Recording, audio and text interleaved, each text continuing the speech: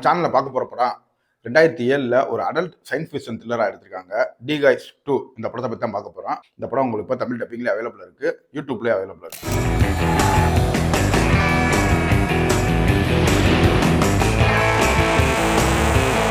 இப்போ அந்த படத்தோட ஸ்டோரி எடுத்துக்கிட்டீங்கன்னா, ஒரு காலேஜை சுற்றி மர்மமான கொலைகள் நடந்துக்கிட்டே இருக்குது. இந்த கொலைகள்லாம் எதனால நடக்குது, கடைசியில் இந்த நம்ம ஹீரோ எப்படி கண்டுபிடிச்சாரு, இதை கண்டுபிடிச்சி சொல்ல போகும்போது அவருக்கு என்ன சம்பவங்கள் நடக்குது, இதெல்லாம் சொல்கிறது தான் இந்த படத்தோட ஸ்டோரி.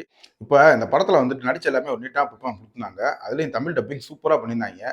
படத்தோட சினிமோட்டோகிராஃபிலாம் பார்க்குறதுக்கு ரொம்ப நல்லாவே இருக்கும். அந்த டார்க் டோனை மெயின்டைன் பண்ண விதமாக இருக்கட்டும், அந்த நைட் விசுவல்ஸை காட்சிப்படுத்தின விதமாக இருக்கட்டும், இதெல்லாமே நல்லாவே இருந்துச்சு. அதுலேயும் இந்த கொலையெல்லாம் நடக்கும்போது அந்த பெண்கள் வந்துட்டு ஒரு மாதிரி ஏலியன் பண்ணி மாறுவாங்க. அந்த மாறுற விதம் நல்லா இருந்துச்சு. ஆனால் விஎஃப்எக்ஸ் தான் கொஞ்சம் கோட்டை விட்டு சொதப்பிட்டாங்க. சிஜிஎஸ்லாம் ரொம்ப படு மோசமாக இருந்துச்சு.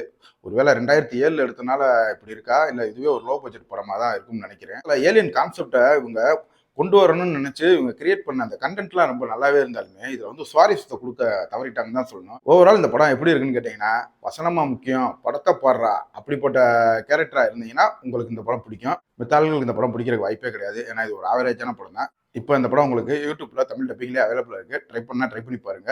இதே மாதிரி மூவி ரிவ்யூஸ்க்கு நம்ம சேனலை மறக்காமல் சப்ஸ்கிரைப் பண்ணி சப்போர்ட் பண்ணுங்க. இன்னொரு வீடியோ சந்திப்போம்.